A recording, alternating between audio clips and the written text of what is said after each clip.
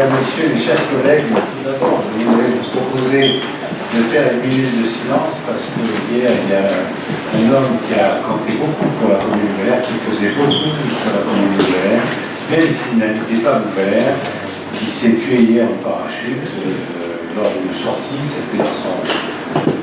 C'était sa passion. Le parachutisme était sa passion. Chaque fois que vous voyez parler de ce qu'il avait fait, de ce qu'il allait faire en parachute. Malheureusement, hier, il s'est tué. Il a dû faire un malaise vraisemblablement et il s'est écrasé au sol parce qu'au moment de l'atterrissage, il n'a pas fait ce qu'il fallait, préparer sa voile à l'atterrissage et tout simplement, la voile est arrivée, il a été projeté. Donc, d'après ce que je sais, il est mort sur le coup. J'ai eu Marie-Claire, sa veuve, tout à l'heure au fil. Bon, dites-vous bien qu'il n'était pas tout jeune, il avait 80 ans. Il sautait depuis des milliers de sauts depuis je ne sais combien de temps. Et c'était un homme très connu sur la commune de Vauvert, puisqu'il faisait beaucoup au niveau de la culture, il faisait beaucoup au niveau de la peinture, il donnait des leçons de peinture dans le cadre associatif, et il s'appelait Franco Tadé. Donc en sa mémoire, je voudrais vous passer au niveau de séance.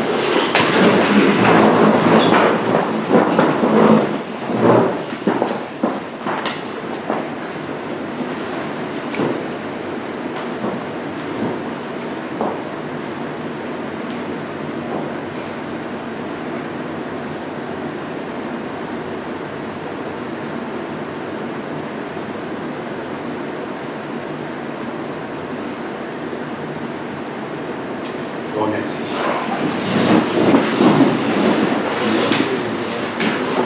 Bien, comme d'habitude, je rappelle que ce sera le dernier conseil municipal dans cette fête, bien que je dis la dernière fois la même chose, mais là, j'ose espérer que le prochain conseil municipal, nous ayons enfin la possibilité de déménager, je n'en dirai pas plus, mais je rappelle que celui-là aussi sera filmé comme c'est la règle.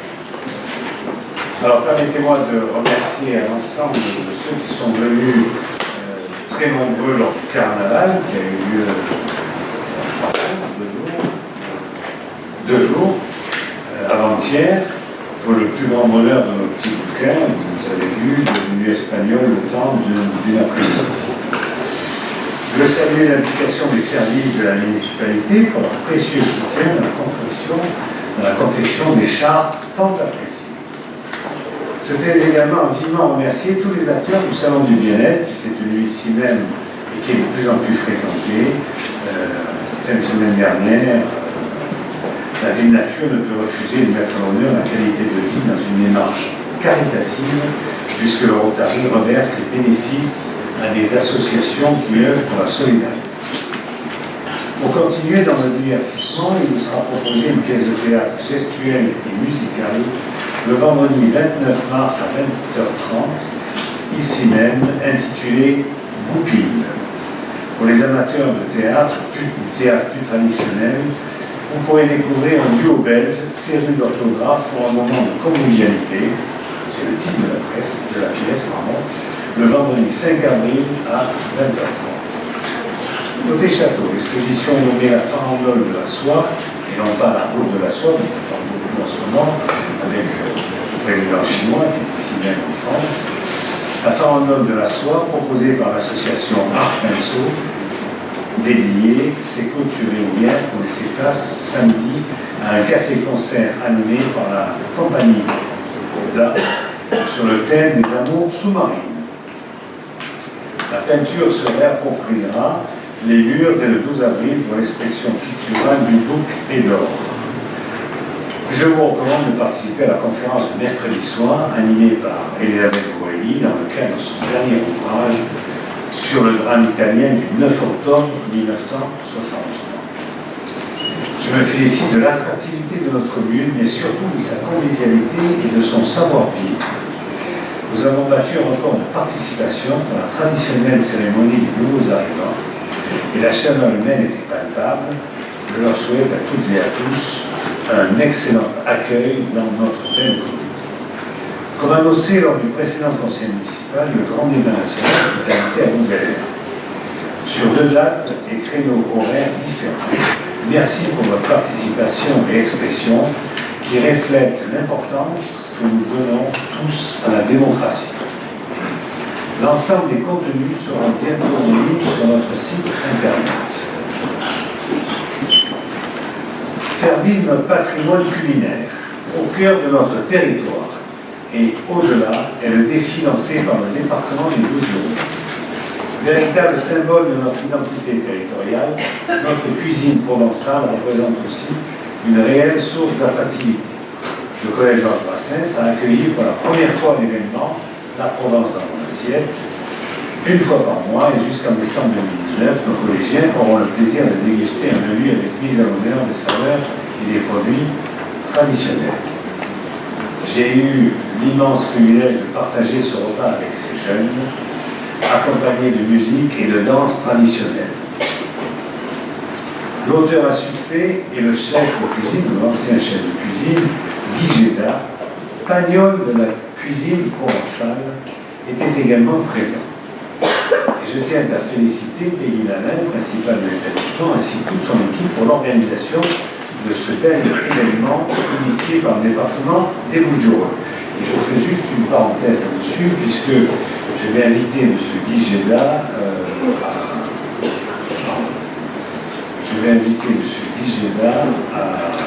le 8 mai, la cérémonie du 8 mai, dans laquelle nous aurons d'ailleurs je vous en parlerai ultérieurement, ce n'est pas encore défini, mais nous aurons, outre la cérémonie du 8 mai, nous ferons peut-être, pas comme d'habitude, mais au lieu de faire le monument de Maréchaux, nous ferons le monument dédié à René Cassin, et je vais essayer d'inviter Guy Géda. Pourquoi? Parce que Guy Géda, hormis les livres qu'il a écrits sur la cuisine provençale, et le fait qu'il est un peu le pape, le pagnol de la cuisine provençale, Guy Géda était personnellement présent le jour de la libération de Montbéliard. Donc vous imaginez l'âge qu'il a, il n'est pas tout jeune. La libération, c'était il y a maintenant 75 ans. On célébrait le 75e anniversaire. Et donc il avait 12 ans ce jour-là, donc tout le monde a fait le calcul, il a 87 ans. Je vais essayer de faire en sorte qu'il soit présent, parce que c'est une personnalité intéressante.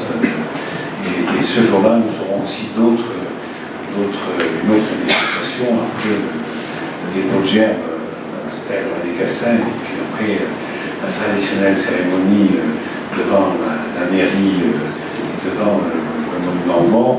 Nous inaugurerons la maison de l'ancien combattant et puis tout ce qu'il y a autour qui sera fait donc, à ce moment-là, fabriqué, etc. Voilà un peu ce que je puis vous dire au jour d'aujourd'hui là-dessus. J'en sais pas plus, mais on est en train de mettre ça au point. Donc retenez cette date du 8 mai. Le conseil de ce soir traitera principalement de finances, avec évidemment le vote du budget, entre autres, mais aussi les APCP, etc. Et puis l'affectation de l'excédent de l'année dernière. Mais aussi diverses questions en ressources humaines et des demandes de subventions viendront compléter ce conseil. Je vous informe que le Vival, situé place de l'Hôtel de Ville, a pris le relais en termes de boulangerie grâce à un partenariat avec le Four à Bois pour vous proposer chaque jour du pain frais et des viennoiseries. Et je félicite en tout cas ce commerçant qui offre le dynamisme de notre centre historique et propose même du poisson frais le vendredi matin. Et qui montre bien que être commerçant, eh bien, c'est l'homme au service de l'homme, et c'est en faisant bouger les choses et en dynamisant son commerce qu'on arrive à faire quelque chose. Je sais que beaucoup d'entre vous étaient présents ce matin-là, où on avait fait un peu un petit moment de convivialité. Donc aujourd'hui, nous avons dans le centre ancien, ou au bord, dans le centre-ville, nous avons quand même un commerce qui est à la hauteur et qui permet aussi aux personnes qui habitent là de bien venir faire leur course. L'édition 2019 de Mission Impossible est en route, et cette année, les enfants ont rendez-vous au pays des cow-boys et des Indiens. Ça, c'est C'est un peu notre jeunesse, donc je vous encourage tous à venir les uns et les autres à ce moment-là pour voir ces gamins vivre cette mission est possible. La nouvelle édition de cet événement se déroulera le samedi 11 et dimanche 12 mai 2019 au complexe sportif du Doubs. Comme à chaque fois, elle permettra aux enfants qui relèveront le défi de s'affronter sur des épreuves très variées. Pour participer, vous le savez, les enfants doivent être scolarisés sur Google Earth, du CP au CM2, et regroupés dans l'équipe de 5 aventuriers par niveau de classe identique, évidemment. Et la brochure est déjà disponible en ligne sur le site internet de la ville. Et puis, si vous voulez bien, place à l'ordre du jour. Donc, nous avons l'adoption l'éternelle adoption du compte-rendu de la dernière séance, qui a eu lieu le lundi 25 février ici même.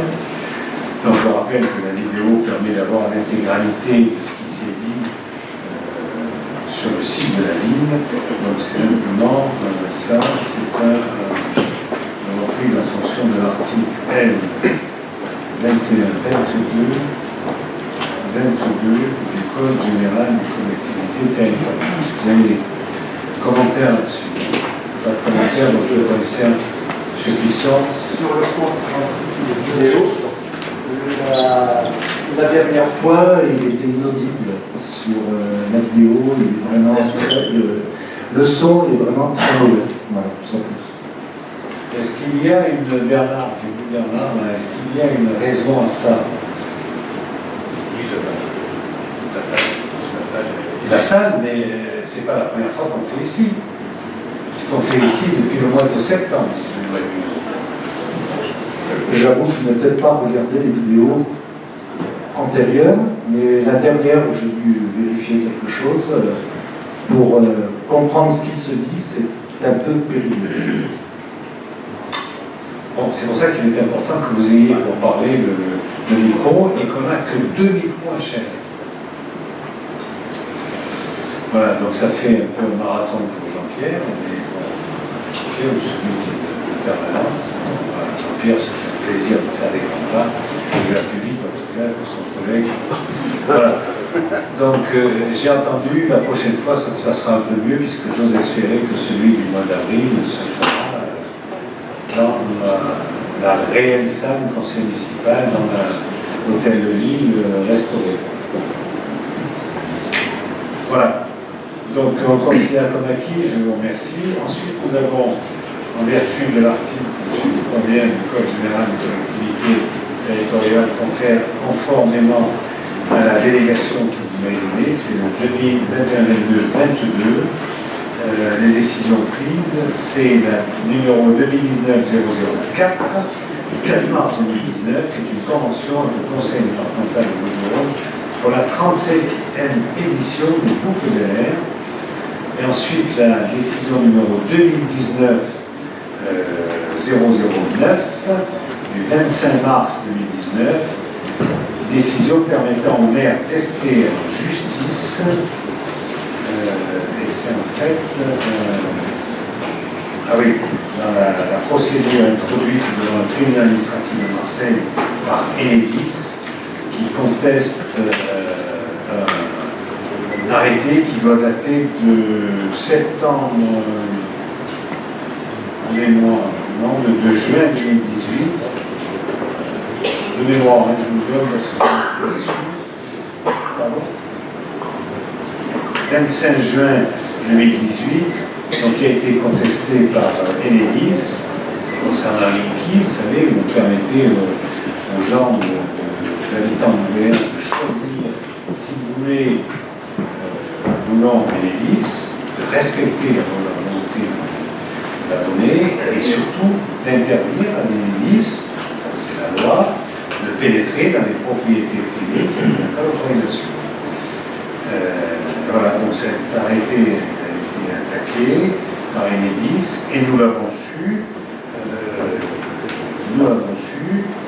le 20 décembre 2018. Donc ça a dû être fait dans les temps, je pense, mais en tout cas le greffe du tribunal nous a averti que le 20 décembre 2018. Donc il nous fallait nommer un avocat et donc nous avons décidé de nommer la Célarme Gautelier avocat. Voilà, pour les décisions, je pense qu'elles sont suffisamment explicites.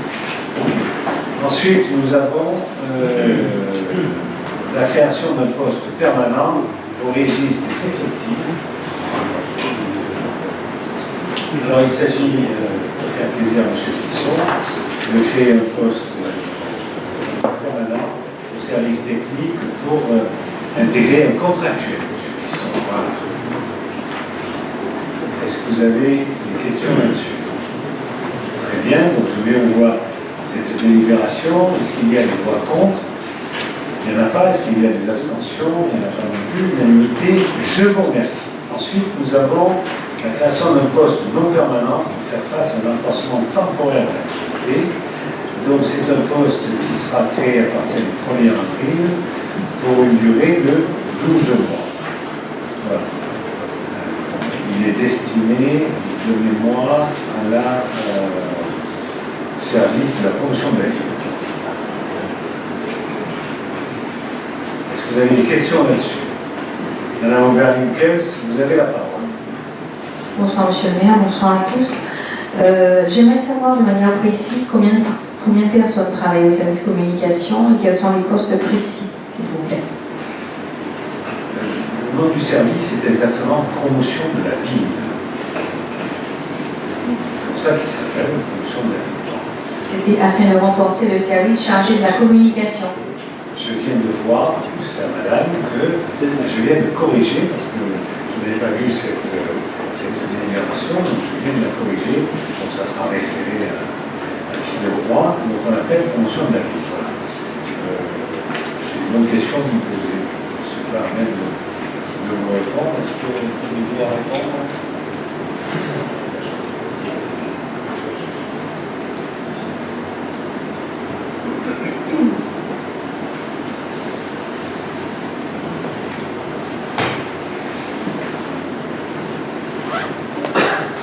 Voilà, alors on me dit qu'il y a 4 agents, -3. Il y a un agent qui n'est pas à plein temps, en mi-temps, voilà, 4 ans, par exemple. Voilà, donc plus de questions là-dessus, je mets au voie cette délibération. Est-ce qu'il y a des voix contre? Il n'y en a pas. Est-ce qu'il y a des abstentions? 2 abstentions. Donc unanimité des votants. Merci. Délibération suivante, il s'agit d'approuver les nouveaux statuts du sabbat. Voilà, donc vous les avez reçus, vous savez que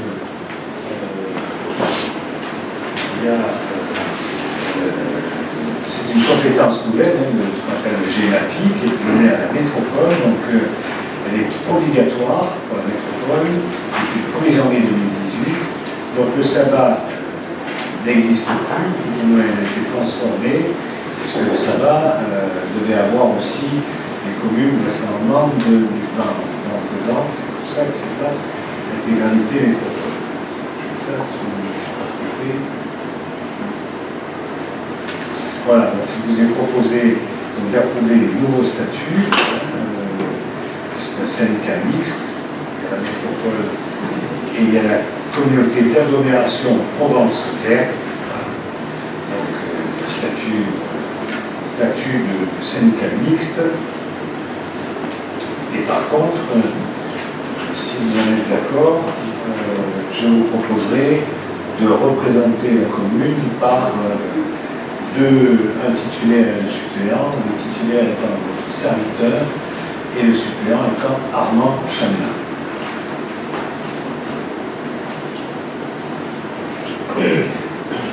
Pas de questions, donc je mets au voie ces délibérations, d'approuver les nouveaux statuts. Est-ce qu'il y a des voix contre? Il n'y en a pas. Abstention non plus. Unanimité, je vous remercie. Et maintenant que nous avons approuvé les nouveaux statuts, on va se retirer, si vous le voulez bien, du sabbat et on va accepter le retrait des autres communes. Voilà. On peut faire simple quand on peut faire compliqué. Voilà, vous avez compris que c'était encore une histoire un peu difficile. Voilà, juridique.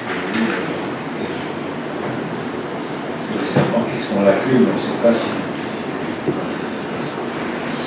Est-ce qu'il y a des questions là-dessus? Pas de questions. Je vais voir ces délibérations. Est-ce qu'il y a des voix contre? Il n'y en a pas. Abstention non plus, unanimité, je vous remercie. Ensuite, nous avons le contrat départemental de développement et d'aménagement de période 2017-2019 pour la tranche 2019, où nous avons, les choses sont assez simples, comme nous savons que nous n'arriverons pas pour le troisième gymnase, malheureusement, nous n'arriverons pas, on va avancer encore cette année, mais on n'a pas la maîtrise totale du foncier, surtout de la desserte foncière, et on n'a pas prévu au niveau du syndicat intercommunal du Grand Valais la répartition, il faut qu'on avance là-dessus. Ça tarde un peu pour le nouveau collège, pour l'agrément du nouveau terrain, du terrain du nouveau collège, etc. Donc il vous est proposé de mettre sur la tranche 2019. On avait le nouveau gymnase qui était pour 3 millions pour de mémoire. Donc on met que 400 000 qui seront les études, éventuellement le concours s'il nous faut, si on a le temps. L'aménagement ici même des terres blanches. Nous avons réaménagé, réhabilité, faire l'aménagement des personnes à mobilité réduite et surtout revoir l'isolation et le nouveau chauffage dans le cadre des terres blanches pour 1 630 000. Et la création d'un espace culturel dans la chapelle œcuménique où nous n'avions que quelques. Nous avons prévu pas du tout les abords. Il est maintenant marqué 1 151 200 €. Et évidemment, pour les projets validés 2018, il y a des rallonges pour l'école des peintres de 260 000 €. Le local Père Fuguet, 100 000 €, c'est en fait pour les abords qui n'étaient pas prévus de temps. Et même je fais un honorable là-dessus, même l'escalier pour entrer dans le local de Père Fuguet n'était pas prévu. Voilà. L'aménagement du stade de Moussou, avec ce grand projet, cher à Corinne Lemieux, on joue 200 000, et les caves du château, où on va un peu plus loin, on avait passé pour 150 000. Voilà. Donc ça fait pour l'année 2019, le résultat des travaux programmés estimé à 3 891 200 hors taxes, pour lequel le département nous donnera évidemment 60%. Est-ce qu'il y a des questions sur cette délibération? Ceux qui sont, vous avez la parole. Juste une petite question concernant le réaménagement des terres blanches. Question que j'avais déjà posée. Est-ce qu'on a prévu une boucle numérique pour les malentendants? Je vous rassure, pour l'instant, rien n'est prévu, puisqu'on en est à peine, on désigne le maître d'œuvre, donc son cahier des charges n'est pas encore fini, et de toute manière, ça fait partie de l'ADAP. Et sinon, qu'en est-il? J'entends parler de la construction, c'est pas d'un EHPAD à Montori. Alors ça, ça n'a rien à voir avec ça. Je le case là. Oui, vous le casez là, mais bon, vous auriez pu l'occasion de poser des questions diverses. Donc, j'ai remarqué que vous n'avez pas posé la question diverse. Et c'est mal à propos et malvenu, ça n'a rien à voir dans le contrat départemental avec. Rien à voir. Je suis sûr que vous avez la réponse en 2 secondes. Mais vous aurez la réponse en s'entendant dans les questions diverses. Donc sur ce contrat départemental de développement et d'aménagement, est-ce que vous avez d'autres questions? Pas de questions, donc je mets aux voix ce contrat départemental. Est-ce qu'il y a des voix contre? Est-ce qu'il y a des abstentions? Donc unanimité de tout le monde. Merci. Donc on passe à la délibération suivante. Il s'agit du bilan des acquisitions et cessions réalisées par la commune ou par le PF PACAR au titre de l'année 2018. Alors c'est assez simple. Vous avez eu le tableau. Vous voyez qu'il y a eu acquisition, mais il y en a eu 2, qui sont donc des acquisitions de 2 terrains non bâtis. Un au lieu de Versailles, 50 mètres carrés à Madame Carvin Arlette, qui vient d'ailleurs de décéder quelques jours. C'est la commune qui a acheté, c'est un acte en en date. La décision, c'était la décision du 5 décembre 2017 et c'est un acte en date du 24 janvier 2018. C'est une préemption. En fait, elle demandait un morceau de terrain qui était ouvert à tout le monde, je veux dire, là, donc c'était un peu gênant, à son voisin, et on l'a acquis pour 1 euro. Il fallait maintenir dans la rue de Versailles, qui n'est pas grande, si on ne maintenait pas la possibilité de se croiser, voilà, ça posait problème. Bon, on ne va pas revenir, la décision a été prise. J'ai déjà eu le temps de m'en expliquer. Ensuite, nous avons un terrain toujours non bâti, Montoré Sud, qui fait 9736 m², qui a été acquis aux frères Rubion, Éric et Hervé, par la commune. C'est une délibération du conseil municipal. C'est la délibération date du 23 octobre 2017. C'est une vente à l'amiable qui s'est faite, je rappelle, c'était la délibération de 243 400 €, qui était à l'époque une constitution de réserve foncière, mais vous avez tous compris, c'est l'endroit où sera implanté le 3e gymnase. Et enfin, l'état des cessions foncières qui ont été réalisées par la commune de Bel-Air au cours de l'année 2018.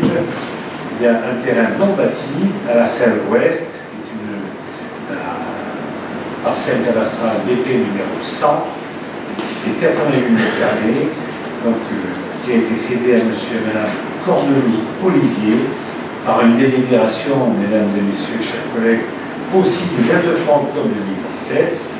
L'acte a été passé le 14 mars 2018. Excusez-moi, c'est peut-être des redites par rapport à des délibérations. Mais les délibérations, il fallait attendre qu'on ait passé 2 mois pour la contestation, puis après qu'on mette en œuvre, etc.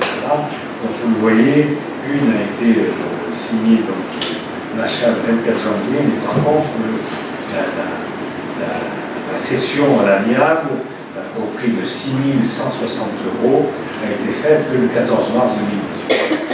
Voilà, mesdames, messieurs, mes chers collègues, sur les cessions et acquisitions qui ont été réalisées par la commune ou par l'EPF au titre de la commune pendant l'année 2018. Donc ça, c'est un bilan, on n'a pas à mettre aux voix, mais c'est un bilan. Donc je vous demande simplement, si vous avez des questions, je crois que j'étais assez précis, mais de prendre acte que ce bilan vous a été fait. Ensuite, nous allons passer la parole à Mathieu Pietri, qui va nous parler d'une participation financière à la formation au BAFA, le brevet d'aptitude aux fonctions d'animateur. Oui, merci Monsieur le maire. Donc il s'agit effectivement de participer financièrement à ce BAFA pour les jeunes bouquins qui souhaitent le passer. Le BAFA, donc, c'est un brevet qui permet d'encadrer les enfants et adolescents dans les structures d'accueil. Aujourd'hui, il y a une participation qui est délivrée à hauteur de 50%, donc participation de frais d'inscription pour la formation BAFA. Ce que l'on vous propose, c'est que demain, on fasse la même chose, mais que ce soit conditionné au fait que les jeunes bouquins participent et travaillent pendant 3 semaines dans nos structures. Ce qui permet payer, bien évidemment. Qui travaillent et payés, au lieu d'aller travailler dans la commune voisine, ils viennent travailler. Et à ce titre-là, dans ces conditions-là, la mairie participe et rembourse 50% du montant de la formation initiale.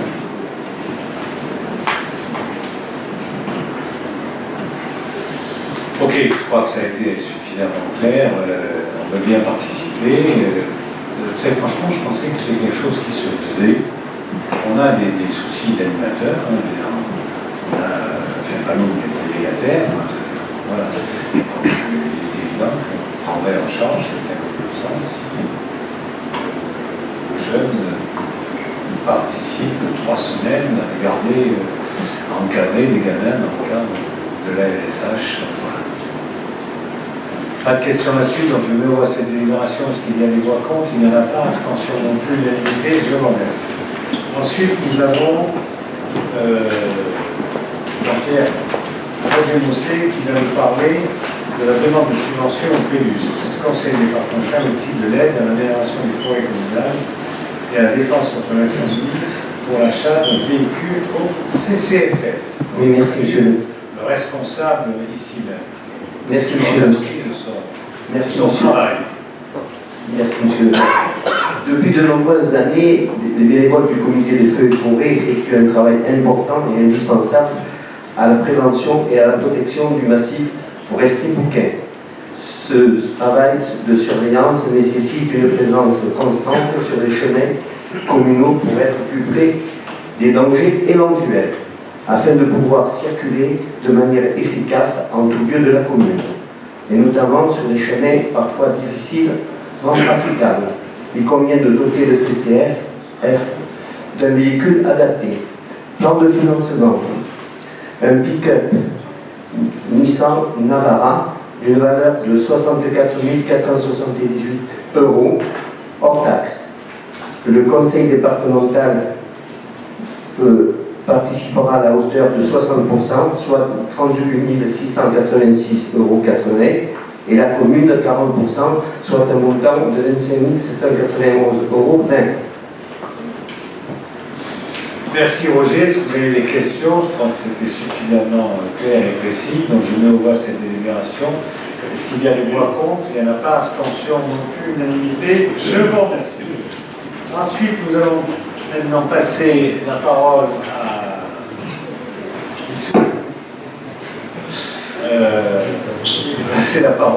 nous allons attaquer la 2, 4, 6, 8, 10 délibérations financières. Donc, Kelly Alexander va commencer par nous parler du compte de gestion et du compte administratif de la commune au titre de l'exercice 2018.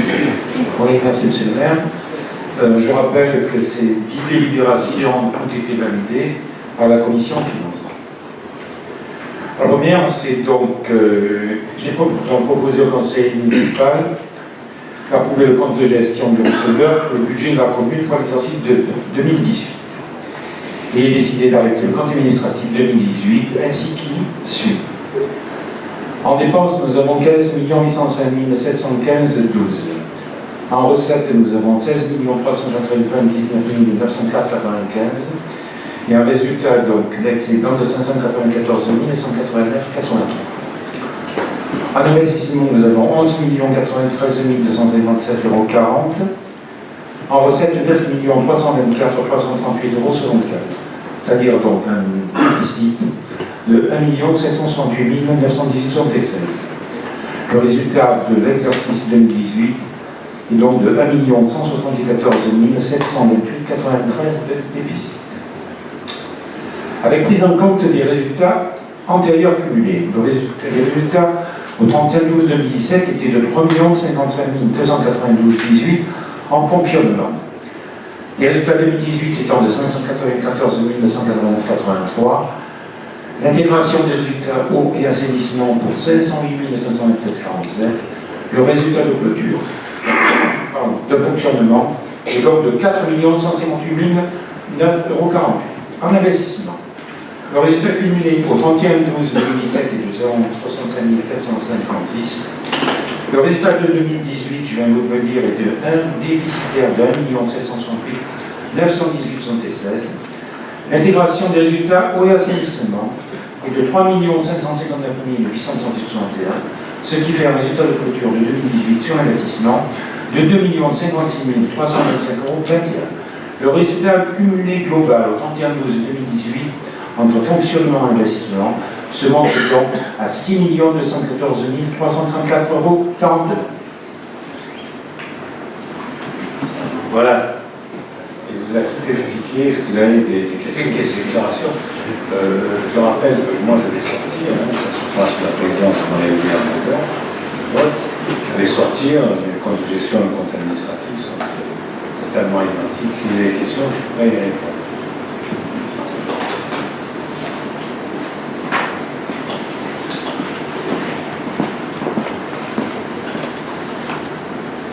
Oui, c'est concernant les recettes des opérations d'eau et d'assainissement. On avait couvert en recettes plus de 8 millions d'euros. Et donc, pour l'instant, seuls 4 millions, si j'ai bien compris, ont fait l'objet d'une émission de titres. Donc, en reste à réaliser, il y a plus de 4 millions pour l'année 2019. C'est bien cela. Comment se fait-il que c'est pas la métropole qui aurait dû apporter ces 8 millions?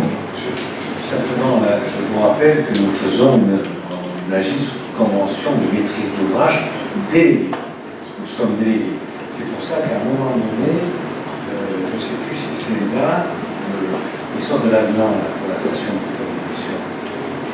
On a passé le dernier conseil. Vous vous souvenez qu'on a passé au dernier conseil un avenant où nous sommes en maîtrise d'ouvrage déléguée, c'est-à-dire que la métropole nous rembourse à l'euro près ce que nous payons, évidemment nous le payons avec son accord, puisqu'il y a une convention de maîtrise d'ouvrage déléguée qui reprend tous les marchés que nous avions passés avant le 1er janvier 2018. D'accord? Donc ça veut dire que la métropole nous rembourse. Mais par contre, nous, on redonne, si vous voulez, la quote-part que la commune devait payer dans le cadre de ces travaux. Et comme nous avons un excédent, c'est la commune qui le Oui, mais les 8 millions auxquels je fais allusion, c'était le solde des comptes en fin d'année 2017. Oui. C'est indépendant ensuite de ce qui s'est passé en 2018 et ce qui se passera. Oui, mais si vous voulez, cet argent-là, on l'a donc réintégré, on l'avait mis en compte d'attente. Pour 8 millions. Non, c'est pas 8 millions. C'est autant de 129 millions. Oui, c'est bon, c'était 8 millions. Et par contre, si vous voulez, dans ces 8 millions, on avait aussi des factures qui n'étaient pas réglées au titre de 2017. Puisqu'on on était en train de faire des travaux, on nous a même reproché de bouger un peu des routes de partout. Bon, on n'a pas fini, puisqu'en 2019, c'est pareil, on reprend encore une convention de maîtrise d'ouvrage déléguée. Là, dernièrement, quand l'impasse de la petite Bastille se faire, l'impasse de Jaurès prolongée est finie, je crois, c'est fini, voilà. Donc on va pas tarder à finir. Tous ces marchés qui étaient en cours, il y en avait quand même pour 8 millions, il y en avait pour 8 millions, c'est ça?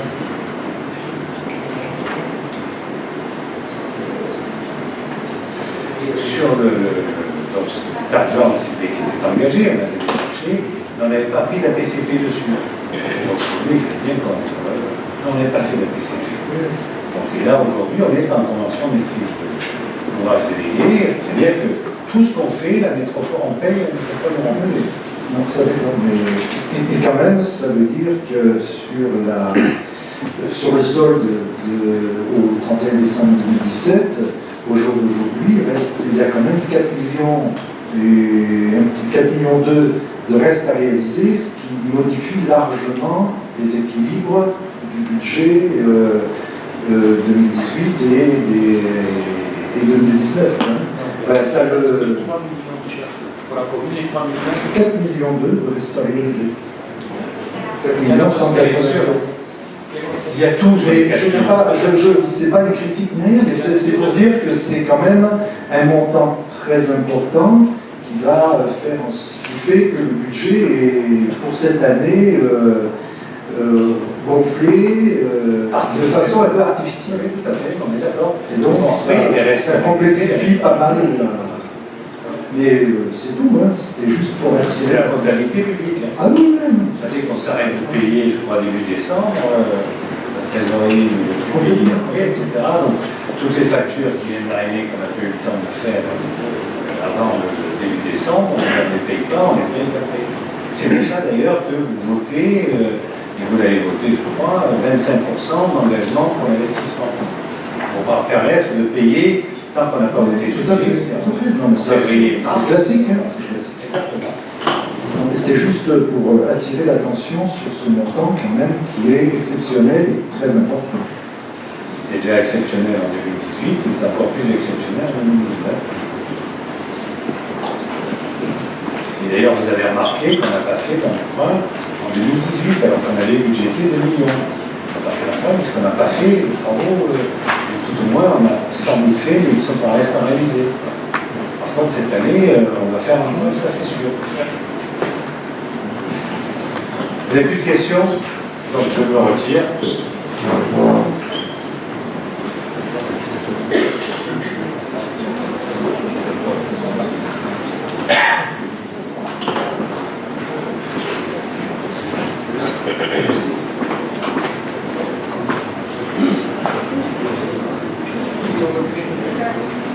Donc je mets aux voix cette délibération. Qui est pour? Pardon, compte administratif. Alors, qui est contre? Qui s'abstient? Bon, unanimité. Merci.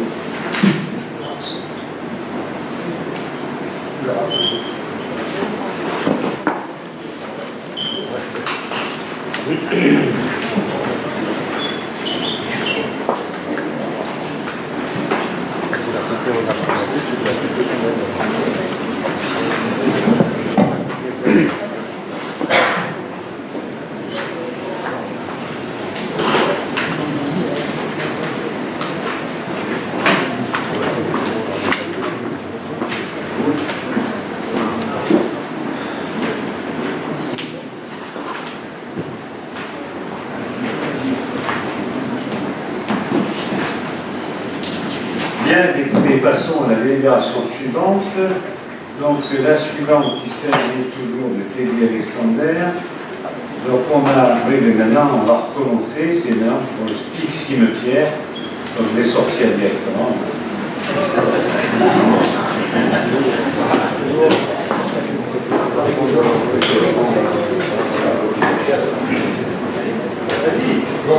Alors, on va vous proposer maintenant l'examen du compte de gestion du compte. Alors, il vous est proposé d'approuver le compte de gestion du receveur pour le budget primitif, cimetière, la commune, et donc des solidarités de compte administratif, ainsi qu'il suit. En fonctionnement, en dépenses, nous avons 5 700 €. En recettes, nous avons 131 100. Résultat, ça nous fait 125 399,91. En investissement, nous avons en dépenses 125 400, en recettes 5 700 et en résultat, moins 119 700. Ce qui fait un résultat de l'exercice 2018 positif de 5 699,91 €. En prenant, avec prise en compte des résultats antérieurs cumulés, nous avons au 31/12/2017 en fonctionnement un déficit de 120 958,61. Un résultat positif de 125 399,91 en 2018, qui nous fait un résultat de clôture de 4 441,30 en fonctionnement. En investissement, nous avons un résultat cumulé au 31/12/2017, moins 11 500. Résultat 2018, moins 119 700, ce qui fait un résultat de clôture 2018 de moins 126 770 et un résultat cumulé de moins 126 758,70 €. Je vous rappelle que nous avons les stocks. C'est pour cette raison que nous sommes déficitaires. Vous avez une question, monsieur?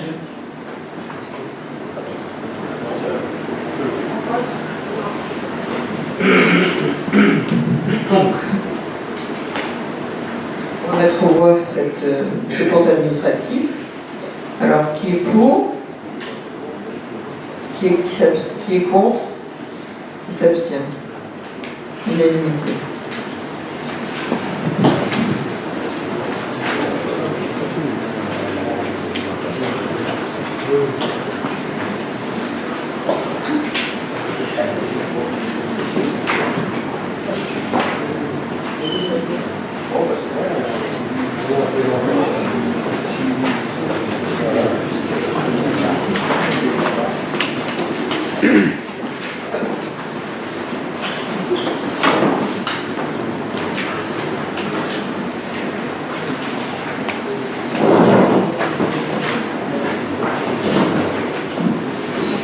Bien, merci. Mais la délibération suivante, c'est. Alors, on est l'affectation des résultats, puisque vous avez voté le compte administratif et 2 comptes administratifs. Donc, on va, si vous voulez bien, affecter les résultats. Donc, le budget de la commune, Monsieur Alexander. Oui, l'affectation des résultats. Le code administratif est donc apparaître en résultat de la section de fonctionnement positif de 4 158 0948.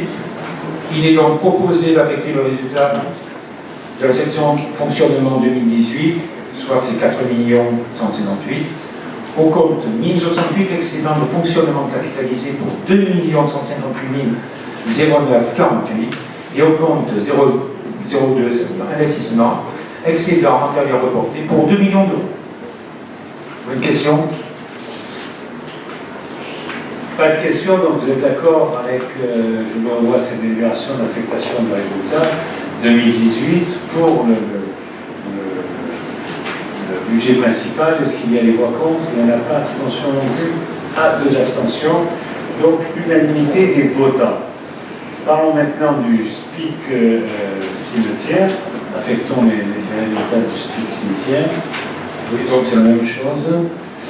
Nous avons donc le code administratif apparaît en résultat de la section de fonctionnement de 4 441,30 € positif. Il est proposé d'affecter le résultat de la section de fonctionnement de 2018, cette somme, au compte 002, excédent antérieur reporté. Question? Pas de question, je me revois cette délibération affecter le résultat du SPIC. Service public, industriel et commercial, cimetière. Est-ce qu'il y a des voix contre? Il n'y en a pas. Abstention, 2 abstentions, donc unanimité du votant. Merci. Ensuite, nous avons, là quand même, nous avons le vote des 3 taux d'imposition.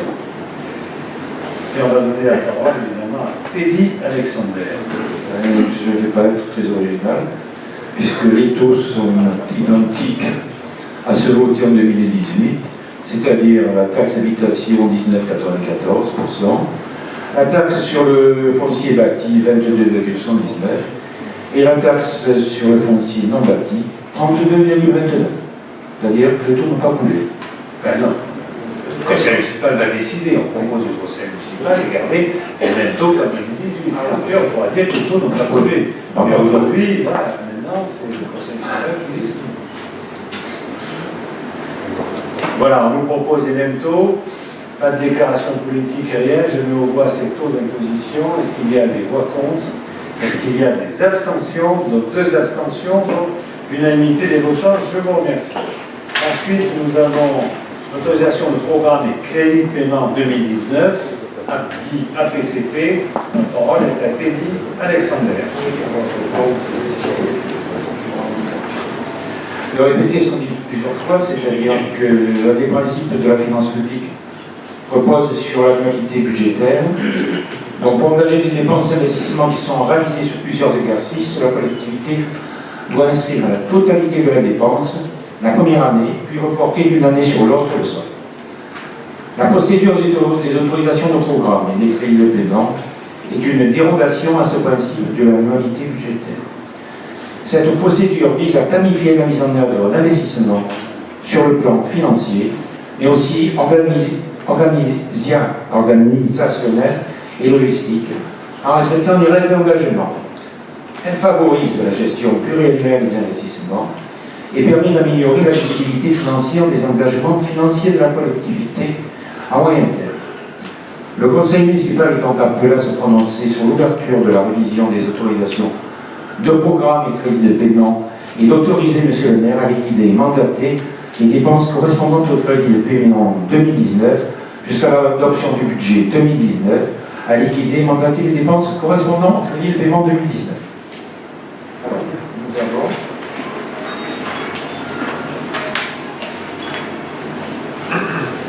nous avons actuellement intitulé l'autorisation de programme l'hôtel de ville, la RD8N, les caves et les murs du château, le stade du Moussou, la chapelle, le nouveau gymnase, les terres blanches de l'ombre. Donc nous avons réalisé, en tenant compte des modifications de la paix en 2018 pour l'hôtel de ville, 380 951,98 €. Pour les RD8N, 3 094 581,21 €. Pour les caves et murs du château, 13 500 €. Pour le stade du Moussou, 10 896. Pour la chapelle, 4 194. Et pour le nouveau gymnase, 8 400. Donc pour les crédits de paiement 2019, on propose donc 548 000 € pour l'hôtel de ville, 362 791,02 pour la rue des Vitamis, pour les caves et les murs du château 408 200, pour le stade du Moussou 747 504, pour la chapelle 310 000, pour le nouveau gymnase 300 000, pour les terres blanches 605 000, et Belle-Ombre 3 634 800. En crédit paiement 2020, nous aurons donc les caves et murs du château, pour lequel il restera 13 153 592. Pour la chapelle, il restera donc 1 067 246. Pour le nouveau gymnase, 171 700. Pour les terres blanches, 1 350 800. Et pour Belle-Ombre, 3 517 072 89. Avez-vous des questions? Oui, monsieur Pisson.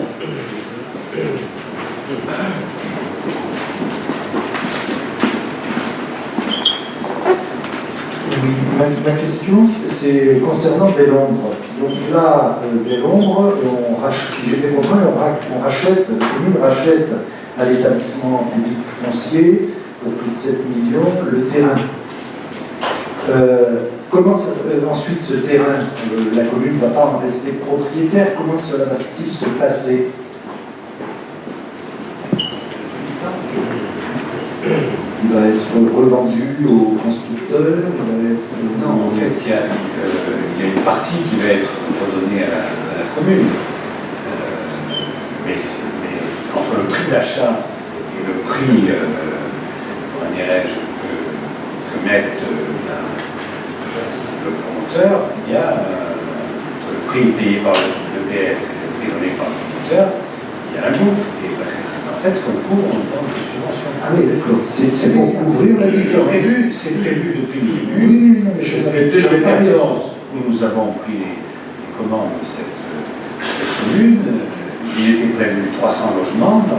Ça avait été acheté 7,5 millions par de mémoire. C'était même à la vente à 11,5 millions. Il y avait quelqu'un promoteur qui achetait 11,5 millions. Bon, et puis le PF a négocié à 7,5 millions. Nous avons, c'est pour moi, c'est mon prédécesseur qui avait demandé à l'EPF de préempter. Le PF a racheté à 7,5 millions. Et le PF dit, moi je veux 7,5 millions plus 700 000 du portage, de la destruction de ceci, du coupage des arbres, enfin de la guerre des arbres, etc. C'est 700 000 à peu près qui nous réclament. Et donc, il est prévu que la collectivité, par le biais des subventions que nous avons obtenues, d'entrée dès 2014, c'est pour ça qu'il était important aussi qu'on avance là-dessus, parce qu'on risque de les perdre, ces subventions. On les a obtenues il y a 5 ans, un petit peu moins de 50, mais ça a été occupé à l'époque, un petit peu moins de 5 ans, et on risquait de perdre des subventions qui sont de la région et de la métropole. Voilà, donc là, on peut prendre un nombre de subventions là-dessus qui nous permet de régler, évidemment, il nous rétrocède la Bastide, il nous rétrocède une bonne partie du terrain.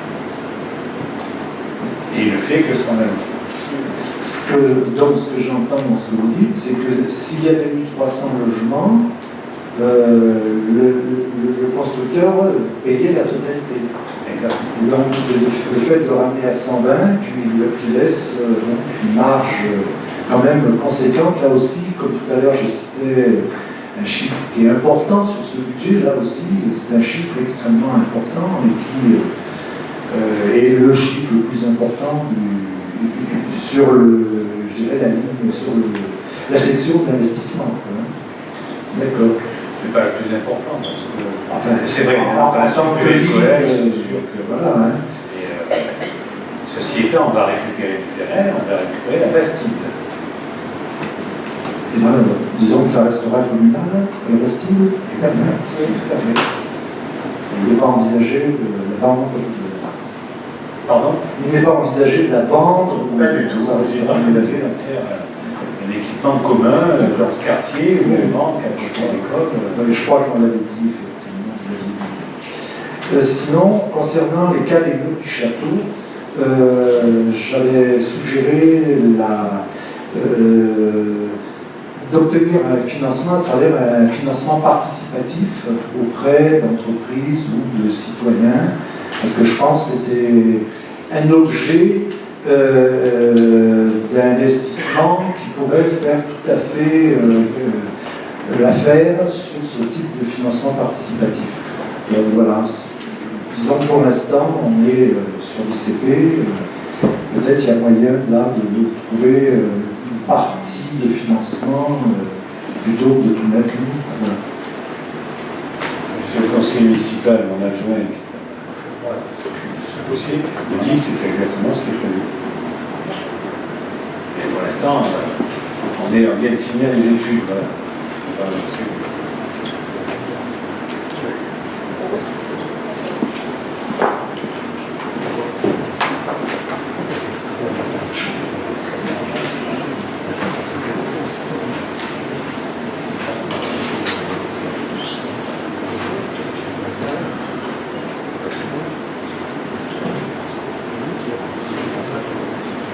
Voilà, en fait, on a la Fondation du patrimoine et puis Kiss Bank.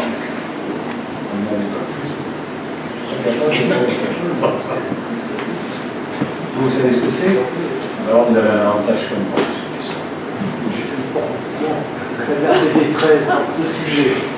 D'accord. Parce que Mais moi j'ai fait la formation pour le logement indigne et insalubre. Voilà. Bien, donc je mets au voie, c'est la PCP. Nous sommes d'accord là-dessus. Est-ce qu'il y a une voix contre? Une voix contre, abstention, non plus unanimité. Je vous remercie. Ensuite, toujours avec le même rapporteur, nous avons donc Teddy Alexander qui va nous parler du budget principal de la commune.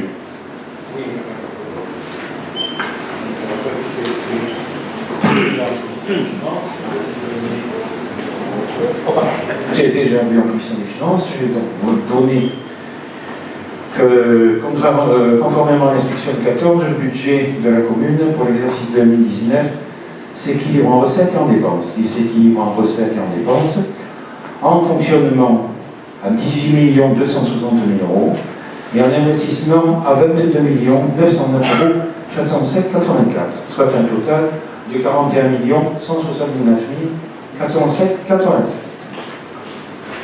Avez-vous des questions à poser sur ce chiffre? Monsieur Clisson, vous avez la parole. Tout a été donc. Oui, mais maintenant, tu veux maintenant Ah oui. le micro, s'il te plaît.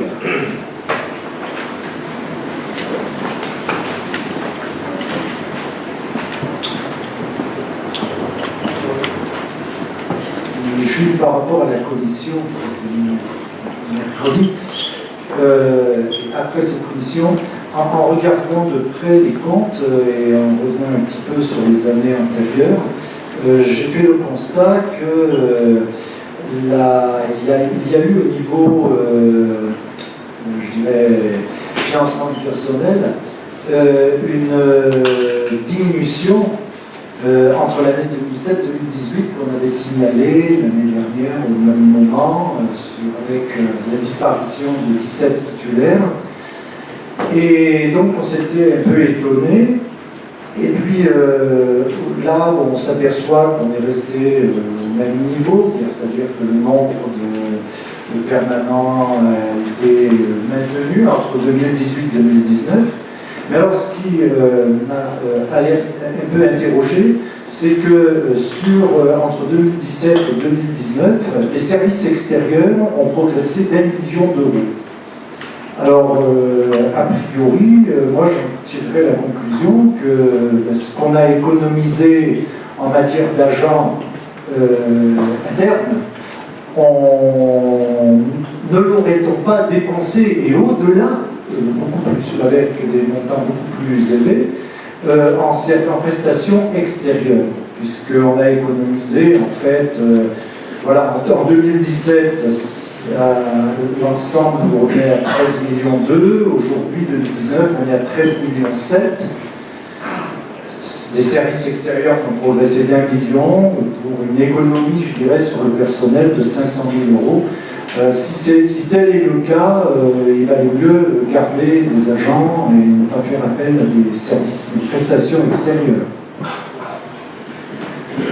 Juste, monsieur Pisson, je vous rappelle, pendant que le micro va revenir à Alexander, je vous rappelle simplement que c'est vrai, à un moment donné, on avait des soucis dans le cadre.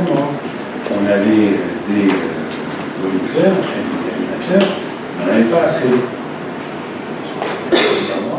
Deuxièmement, on a augmenté la capacité de réception du nombre d'enfants. Aujourd'hui, il n'y a plus de liste d'attente comme il y avait avant.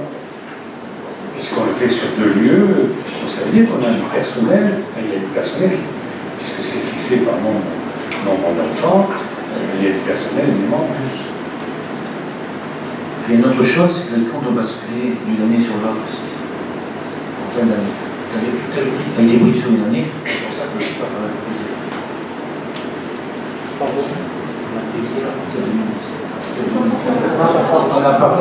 a payé à partir de 2018, autant que je me rappelle. C'est-à-dire qu'on a commencé une passation en fin 2017, il a été imputé comptablement sur 2018. C'est Oui. Après, ce qu'il vous dit, c'est qu'on a commencé, je ne sais pas, en 1er septembre 2017, voilà, c'est moi, et que par contre, les 4 mois de 2017, on les a payés en 2018. C'est une prestation qui est sur 15 mois, plus de 15 mois. Plus 16 mois. 16 mois. Ce qui prouve naturellement que c'est. Alors, ça m'étonnerait qu'on ait 16 mois, je vous le dis, parce que c'est faux. Je sais qu'on n'a pas payé l'intégralité de l'année 2018 en 2018, et qu'on a dû payer peut-être que 10 mois ou 11 mois en 2018, plus les 4 mois de 2017, donc ce qui me fait gonfler, évidemment. À partir de 2019, c'est le même chiffre. 2019, c'est le même chiffre. Oui. De toute façon, il y a une chose à voir, M. Plisson, c'est-à-dire que c'est une opération qui a été lancée pour éviter d'avoir 100 personnes, 100 gamins qui attendent dehors. C'est une opération à plusieurs mois longue échéance et qui se rentabilisera par des augmentations de recettes dans les années qui viennent. De toute façon, la solution, c'était soit 100 gamins qui restaient devant la porte, soit la commune faisait l'effort. Voilà. Bon, vous donnez un chiffre, ça nous coûte, Synergie, la délégation nous coûte 700 000 par an. Pas 1 million, mais c'est pas 700 000. Voilà, pas d'autres questions. Donc je mets au voie ce budget primitif principal de l'année 2019 dans la commune. Est-ce qu'il y a des voix contre? Est-ce qu'il y a des abstentions? Donc 2 abstentions, donc unanimité des votants. Passons maintenant au budget, pas principal, mais au budget annexe, le SPIC, c'est ça? Très vite, c'est la même chose, toujours. Nous avons en section de fonctionnement 133 941 au compte et en investissement 131 200, ce qui nous fait un total de 164 341. Merci Teddy, donc pas de question là-dessus, c'est le fameux SPIC cimetière. Est-ce qu'il y a des voix contre? Est-ce qu'il y a des abstentions? Donc 2 abstentions, donc unanimité des votants, je vous remercie. Ensuite, nous allons passer maintenant aux créances d'éteinte pour le budget communal. C'est assis de l'équilibre. Oui, alors on a une entreprise qui a été mise en liquidation judiciaire dernièrement. Elle nous devait 672 € pour pour une publicité sur le bouquin qu'on a envoyé. C'est tout. Donc nous la passons, elle est constatée au chapitre 67, autre charge de gestion de créances éteintes. Ok, le trésorier nous demande, parce que le trésorier est responsable de cet argent qui ne fait pas rentrer, donc demande à l'Assemblée délibérative de délibérer là-dessus en disant que on n'a aucune chance. Cette entreprise a été liquidée. Donc dans la liquidation, l'administrateur judiciaire nous a dit qu'il n'y avait pas assez d'actifs et que nous ne serions pas payés. Donc je vous demande, mesdames et messieurs, mes chers collègues, de bien vouloir voter comme créance irrécusable. Est-ce qu'il y a des voix contre? Il n'y en a pas, des abstentions non plus à voter. Je vous remercie. Ensuite, nous avons les subventions aux associations de la commune.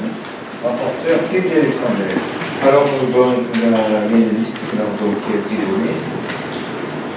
Donc pour un total de 393 925 euros. Ce sont des subventions pour le CCAS, des subventions pour le CCAS, des subventions pour les corps des écoles maternelles, la culture. Tout le monde a eu la liste. Je crois que la liste a été donnée à tout le monde. C'est passé en commission, Oui, en commission culture et commission des sports. En fait, Vous avez participé. Est-ce que vous souhaitez qu'on vote ligne par ligne? On va essayer de le faire modérément. Sauf si vous avez une ligne où vous voulez vous exprimer une question. Oui, je vous en prie. Donnez le micro parce qu'après on vous entendra pas.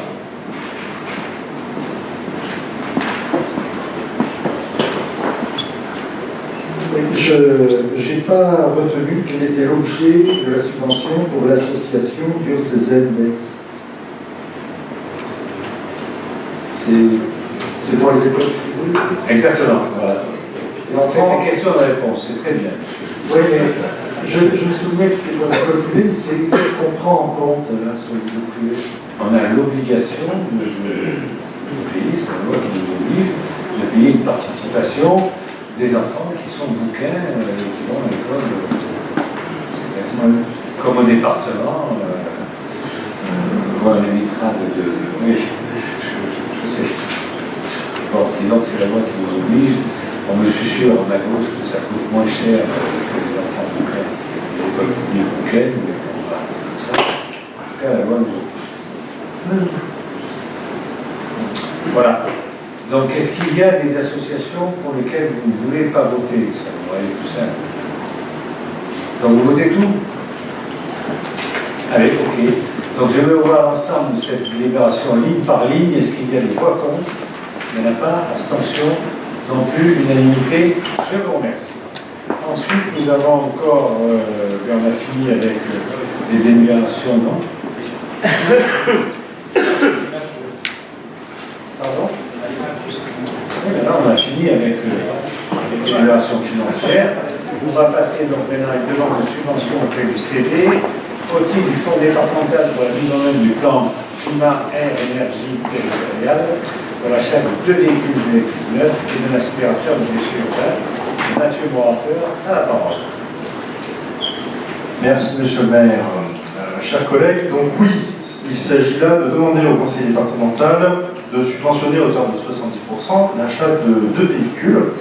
Donc le premier est un véhicule spécifique, donc aménagé spécifiquement pour la police municipale.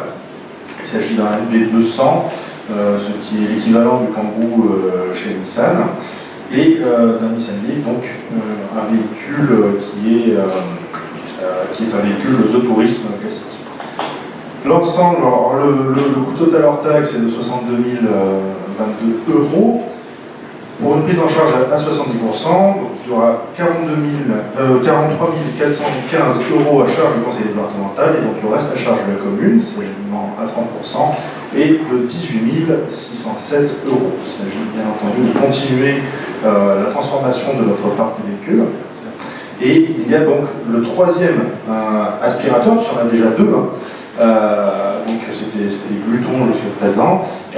Donc le troisième aspirateur urbain, donc les 2 actuellement sont surtout utilisés sur le centre-ville, sur le village, et celui-ci sera plutôt dévolu à l'aménagement de la RD8N. L'aménagement, le nettoyage. Oui, au nettoyage des nouveaux aménagements qui sont sur la RD8N. Voilà. Ok, là il s'agit d'une délibération, d'une demande de subvention. J'ose espérer que nous ayons, ce qui permettra, ce qui les ayons, ce qui permettra de faire, c'est prévu au budget, je crois, on a prévu au budget. Ces achats ont été prévus, ces achats sont au budget. Non, on attend, voilà, c'est ce qui me semblait. On attend d'avoir la subvention avant de mettre le budget, puisque ça sert à rien avec la subvention, on prend la recette. On ne fera pas l'acquisition si on n'a pas des subventions. Pas de questions. Donc, Monsieur Pisson, vous avez la parole. Vous n'allez pas lever le doigt, donc je peux vous imaginer. Oui, une question, bon, 16 véhicules électriques, bon, ça peut paraître effectivement fort bien, si ce n'est que ces véhicules, combien font-ils de kilomètres par an? En tout cas, Je précise, comme ça je rends compte, il faut savoir qu'un véhicule électrique n'est rentable vis-à-vis de l'environnement seulement si ils font plus de 10 000 km par an, ça voudrait dire environ 50 km par jour pour une commune, puisqu'il y a 220 jours de travail environ. Et je ne suis pas persuadé que les 16 véhicules fassent ces 50 km par jour.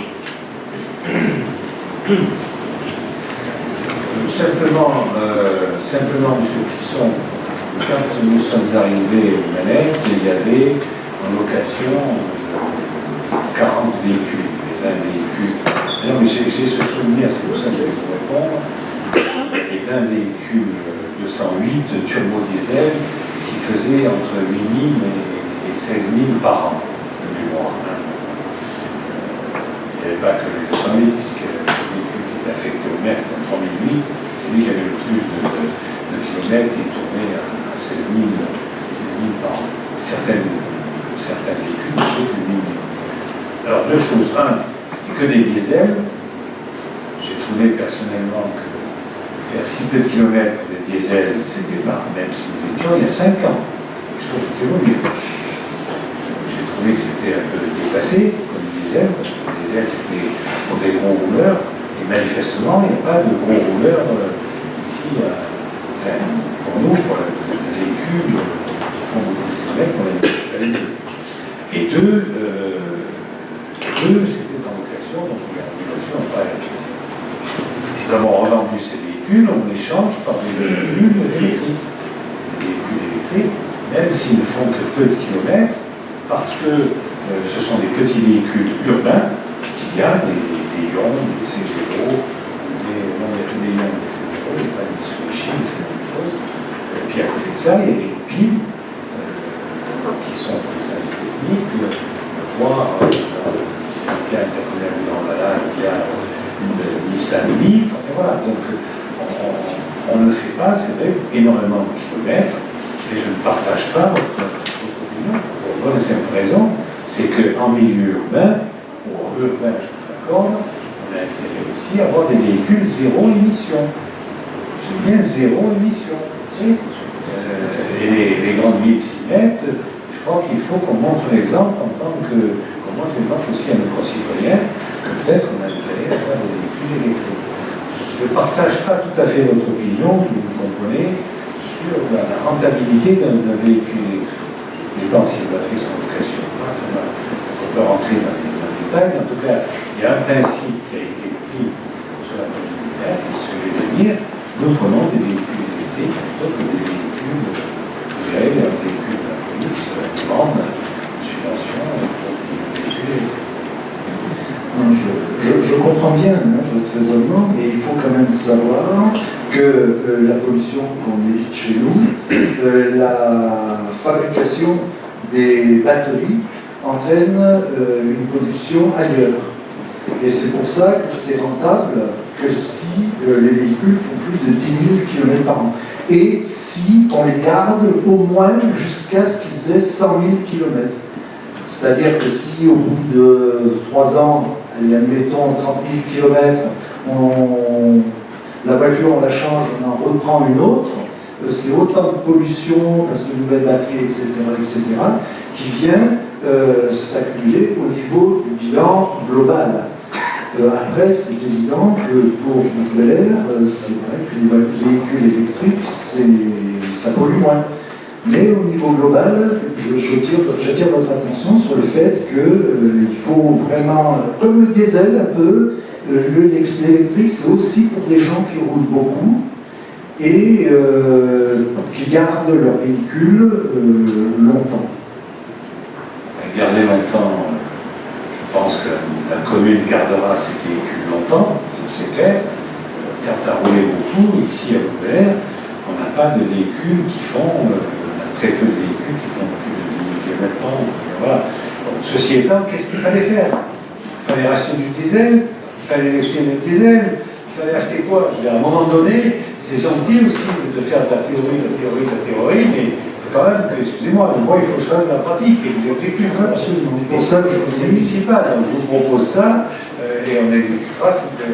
Absolument, mais ça veut dire qu'il faut garder ces véhicules le plus longtemps possible, c'est-à-dire les entretenir, etc. Et ne pas réinitier encore un nouveau véhicule, de nouvelles batteries, etc. Sur un véhicule neuf. Je pense que de ce côté-là, on vous écoutera. On essaiera de garder le plus longtemps possible. Que ce soit le plus rentable possible. Voilà, une question, donc je vais revoir cette délibération. Est-ce qu'il y a... Tu voulais dire un mot ? Je suis un peu étonné quand même, Monsieur Buisson, que dans le cadre de ce conseil municipal, vous puissiez donner des données justement qui peuvent laisser penser à nos concitoyens que ce n'est pas une bonne initiative de passer à l'électrique. D'ailleurs, peut-être que vous n'avez pas convaincu votre voisine, puisque je l'ai vu arriver en Zoé. Mais j'espère qu'elle ne sera pas convaincue par vos arguments, parce qu'en réalité, non, on est très loin des 100 000 km en France, puisque nous avons une électricité décarbonée. Et si on part sur notre énergie à nous, l'électricité décarbonée en France, on n'est pas sur le cycle global 10 000 km par an. D'ailleurs, ça n'a pas de sens de dire des kilomètres par an. C'est une fois, c'est quand on les utilise. Donc la durée d'utilisation compte. Chez nous, c'est 25 000 km sur le cycle de vie.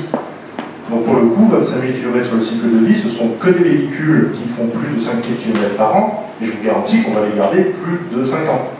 Voilà. Et surtout que pour certains, comme vous l'a dit Monsieur le maire, on les a déjà pris d'occasion, ils ont déjà cet âge-là, donc quelque part ce n'est que du bonus. Voilà. Et je vous remercie en tout cas de votre souci de l'écologie. Merci. Voilà, donc aux données que je donne, ce sont des données récentes de l'ADEME qui commencent à dire attention, il faut utiliser l'électricité, oui, mais pas n'importe comment. Vous vous rendez compte que on s'aperçoit que j'ai participé la semaine dernière, la semaine d'avant, j'ai ouvert un colloque international au nom de Martin Massal, président de la métropole du département, un colloque international sur la mobilité électrique, enfin, l'écomobilité, et c'est principalement l'électrique. Et il y avait un garçon que j'avais déjà rencontré, qui était à l'époque directeur de cabinet du ministre de l'Industrie, Châtel, que j'ai vu, qui est directeur de la plateforme automobile des constructeurs automobiles. Et j'ai bien compris que l'ensemble des constructeurs automobiles viraient complètement, et maintenant ils font tous du diesel, ou ils sont en passe de le faire, de sortir du diesel, de l'électrique, en faisant plus de diesel, donc, qui pose aussi dans le recyclage, dans le process industriel, c'est pas la même chose, c'est-à-dire que comme j'ai un tel truc, avec des chaînes, faire autre chose, etc. Parce que c'est l'Europe qui leur imposait ça. L'Europe leur impose d'avoir en moyenne un chiffre, dont j'ai plus peut-être le chiffre exact, mais d'avoir un chiffre moyen qu'ils ne pourront pas dépasser dans leur vente. Donc qu'est-ce qu'ils font? Ils font tous de l'électrique, ils poussent à l'électrique, à acheter de l'électrique, pour que faire baisser, parce qu'à côté de ça, le rejet de CO2 sera important par les autres véhicules. Alors que tout le monde sait que le rejet de CO2 d'un véhicule électrique, il est égal à zéro. C'est zéro émission. Il est égal à zéro. Donc ils ont intérêt à faire ça. Ce qui veut dire qu'aujourd'hui, avec un certain nombre d'ayatollahs qui ont poussé à la roue pour qu'on fasse ceci ou cela, etc., aujourd'hui on bascule complètement par rapport à ce qu'on avait avant, il y a une quarantaine d'années, où on a basculé dans le diesel, aujourd'hui on bascule dans l'électrique. Bon, demain, dans 30 ans, peut-être ça ne durera pas 40 ans, mais dans 20 ou 30 ans, on va basculer autre chose. Enfin, j'espère qu'on va trouver quelque chose au niveau de la mobilité, parce que c'est quand même dramatique. Le changement climatique, moi je le vis depuis pas mal d'années. Certains maintenant qui aujourd'hui me traitaient un peu de fou, ici même dans cette commune, presque à 25 ans, voilà, le changement climatique, on s'aperçoit aujourd'hui que c'est réel et qu'il qu'il faut vraiment faire quelque chose. Voilà. Donc, n'est-ce bon pas, j'en sais rien. En tout cas, c'est aujourd'hui ce qu'il faut faire pour avoir zéro émission dans le cadre des villes. Détendu comme tout le monde dans le cadre des villes avec zéro émission. Donc je mets au voie cette délibération. Est-ce qu'il y a des voix contre? Il n'y en a pas. Des abstentions non plus. Unanimité. Je vous remercie. Bien, nous allons passer à Armand Chanal, qui lui va nous parler aussi de demande de subvention auprès du CD au titre des travaux d'amélioration au forêt communale pour l'année 2019. Merci, Monsieur le maire. Comme annuellement, nous demandons une subvention auprès donc, du CD13 pour des travaux d'amélioration de la forêt communale. Pour cette année, nous prévoyons ces travaux pour le canton des Revenants ainsi et le vallon de Luguenou. Et deuxième subvention, enfin deuxième demande, pour le canton de Clairfuguette aussi. Alors il s'agit toujours d'éclaircies de peuplement.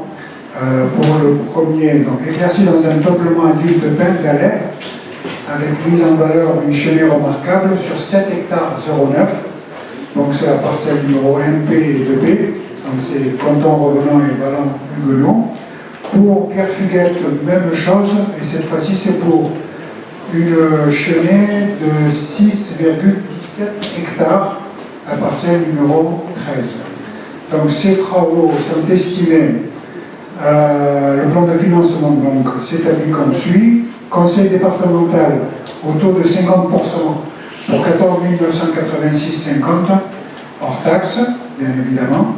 Financement communal pour autant, 14 986,50, soit un total hors taxe de 29 973 €.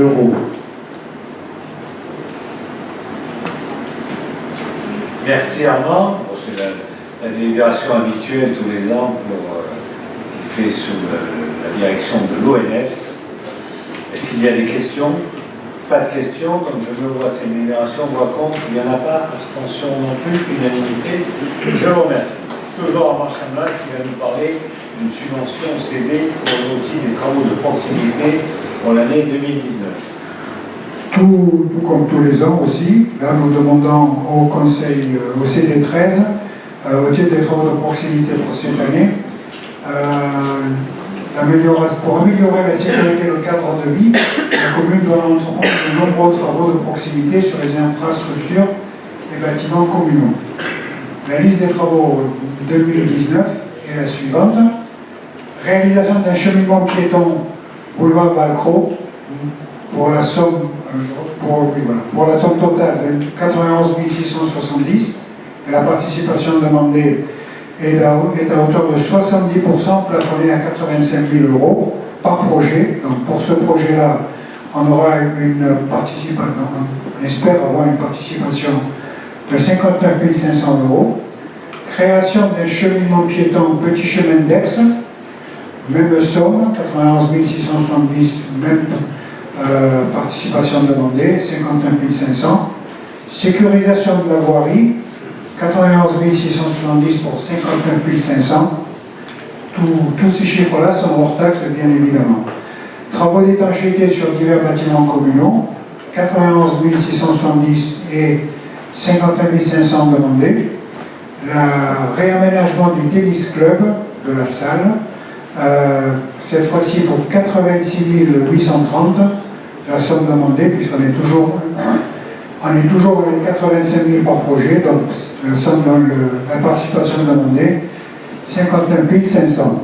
Le tout faisant un total de 453 510 € hors taxe, avec une participation de 297 500 €, comme je l'ai dit, le taux de la subvention étant de 70% sur le coût hors taxe des travaux plafonnés à 85 000 € par projet.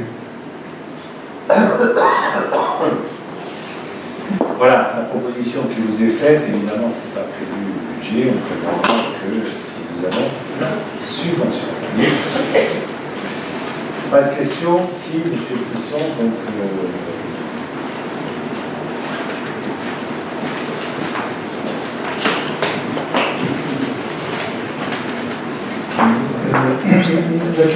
enfin, trois questions pour toi. Pourquoi les montants sont tous les mêmes? Parce que si le plafond est 85 000 € par projet, le montant des opérations par une est de 91 670, je suppose 59 500, c'est 70%, mais là ça ne correspond pas au plafond. Mais 59 500, si vous savez calculer, c'est 70% de 85 000. 7 fois 8, 56, 7 fois 5, 35, ça fait 59 500. Et donc, c'est plafonné. oui, ça je comprends. Mais donc, ça veut dire qu'au-delà, c'est la commune qui prend. D'accord. Et c'est limité à 100 000. C'est pas des travaux, c'est des travaux inférieurs à 100 000. D'accord. Sinon, pas de piste cyclable en vue dans ce genre de travaux? Il y a, si je me souviens bien, il y a aussi une piste cyclable qui est en vue, d'ailleurs on a une étude dessus, c'est sur la Muletière.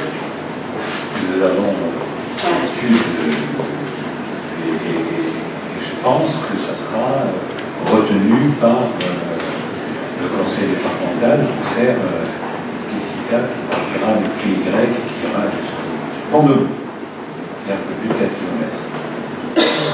C'est intéressant parce que. Oui, ça serait bien. Mais oui, ça serait bien. Le seul problème qui me gêne un petit peu, c'est que dans ce cas-là, c'est l'ensemble des pins qui sera coupé dans la partie entre l'allée de la Crau et le feu rouge. Alors c'est vrai qu'il y en a qui vous disent c'est dommage de couper les arbres. Il y en a qui vous disent mais ces arbres-là, ça pose problème sur la Muletière et sur l'enrobé parce que ça fait soulever, etc. Les pins, c'est plus quelque chose à prendre comme arbre d'alignement. On le sait, c'est bon, ça a été fait il y a maintenant 30 ans, ça a été fait de mémoire en 88, et je pense, je ne peux pas me tromper pour vous, 87, 89, ça a été 90, ça a été depuis Y jusqu'à Pont de Boue, tout ça, ça a été refait, et on a mis à ce moment-là des pins d'alignement, c'est une erreur. Donc ça veut dire qu'il y a possibilité de faire une piste cyclable, mais malheureusement au détriment de l'ensemble du Et troisième chose, je reviens sur notre idée de liaison pédestre entre la salle et le collège, en passant en particulier par les terrains qui doivent un jour appartenir à la commune, près de qui appartiennent actuellement au consort Burquin. Donc on revient sur cette idée-là parce qu'il ne faudrait pas que cette possibilité qui existe aujourd'hui disparaisse suite à soit un aménagement quelconque. Voilà. Ça serait, on pense, assez aisé à réaliser. Il suffit de faire un chemin et un pont au niveau du skatepark. Ok.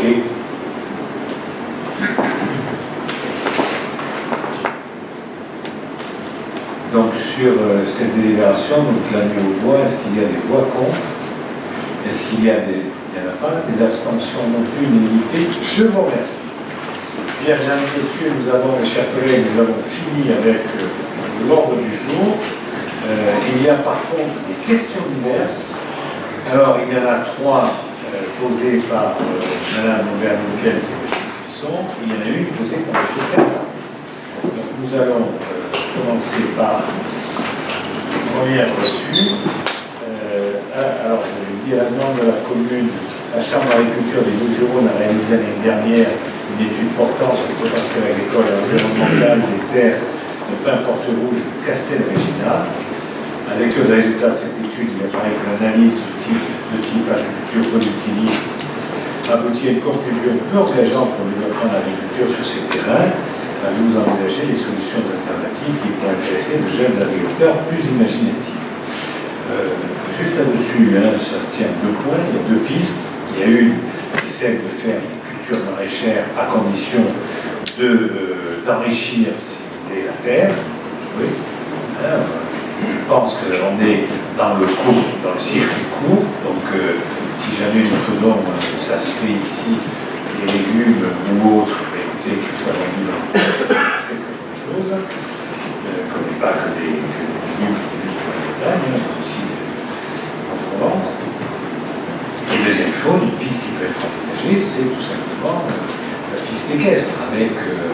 ne serait-ce que ce qui se fait par excusez-moi, mais j'ai un peu des soucis dus au pollen, comme disaient les profanes. En fait, c'est une rhinite allergique. Donc je disais sur les caisses, comme ça se fait au sud de la commune, pas très loin de la Cétilleux, là, il va y avoir d'ailleurs la personne qui a repris cette activité. Les terrains appartiennent à Mille, qui est médecinienne et qui sont venus nous voir pour proposer de faire quelque chose de plus, d'un petit peu mieux que ce que c'est à l'heure actuelle. Les choses ne sont pas protégées. Enfin, voilà, donc il y a ça qui peut être une liste, je pense, intéressante. Après, vous dites, suite au succès de la marche organisée le 17 mars dernier contre les baux rouges de Mantes-Garni par les associations Nouvel Environnement et des ZEA, c'est pas Zoé, hein, c'est ZEA, vous avez réaffirmé ce qui me semble minimum, votre opposition au renouvellement de l'autorisation de stockage de ces déchets sur la commune de Louvain.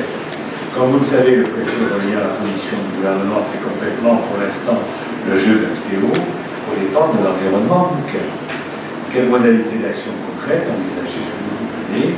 La commune apportera-t-elle un appui aux citoyens qui commence à se mobiliser? Si oui, lequel? Écoutez, tout simplement, depuis maintenant 4 ans, où cette affaire nous est revenue un peu avec la résurgence située en face de chez toi, Marie-Odile, chez Montalarbre. Nous suivons ce dossier personnellement depuis ce moment-là, où nous avons à la suite de ça créé un comité de suivi pour les riverains, et vraiment en particulier aux riverains, qui nous a permis de voir d'ailleurs si un Théo avait fait son boulot pour lequel il s'était engagé, la charte pour laquelle il est signé. Voilà. Et puis aussi, je rappelle qu'il y avait un comité de suivi au niveau communal. Nous avions fait un appel à candidature. Je parle de mémoire, ça devait être jeune 2015. Malheureusement, pas grand monde s'est proposé pour venir dans ce comité de suivi. Je sais qu'on dit qu'on n'a pas lu le bouquin, mais c'était écrit dans le bouquin. Et voilà, donc on n'a pas, après tout le monde seul coup s'est inquiété à la suite d'avril 2018. C'est un dossier pour lequel je travaille personnellement depuis un moment dessus. Je ne sais pas si vous avez remarqué que la position du maire de l'air est allée crescendo, vu la confirmation de ce que je pensais au début. Aujourd'hui, moi j'ai pris une position, c'est-à-dire nous reposerons à une continuité d'une arrêté d'exploitation en 2021. Aujourd'hui, ils ont jusqu'en 2021. Par contre, on voudrait, et je suis content que le préfet ait mis en demeure l'entreprise, LTO, mis en demeure de bien vouloir correspondre et être conforme à l'arrêté d'exploitation de 2016 qui a été pris par le préfet à ce moment-là. Donc il a dit, si vous n'êtes pas en conformité d'ici à 1 an et demi, vous n'aurez pas d'arrêté d'exploitation. Donc on suit ce dossier, très bien, on n'a pas besoin de marcher. Bon, je n'étais pas, mais la municipalité était représentée. Je sais qu'il y avait même un élu d'opposition qui était présent. Voilà. Moi j'avais mon adjoint, entre autres, il y avait plusieurs adjoints, plusieurs élus qui étaient là, qui sont allés marcher. Moi je n'étais pas là, puisque je suis parti à l'OCDE à Athènes. Voilà. J'ai aussi une délégation au niveau de la métropole qui m'oblige quelquefois à partir un peu de déplacement. C'est pas un voyage, c'est pas un privé, je suis parti 48 heures, je suis parti 48 heures en Pérou. Donc ça, on a un bilan, je crois, qui se suit. J'ai rencontré le Nouvel Environnement avant d'ailleurs la marche, avec qui j'ai simplement discuté. Je crois qu'on est sur le même longueur d'onde de ce côté-là, on a rien à redire là-dessus. Le dernier point sur lequel je voulais aussi préciser, je l'ai dit, je l'ai écrit, je suis revenu au comité de suivi, alors là c'était le grand comité de suivi à la préfecture, sous l'égide du préfet, qui avait eu il y a une quinzaine de jours, j'ai la date en tête, une quinzaine de jours, où j'ai posé la question encore au comité de suivi, enfin le préfet qui était pour moi, qui avait l'air un peu décontenancé en disant mais comment c'est pas fait? J'ai posé la question, simplement des capteurs sur les pommes de la bergerie.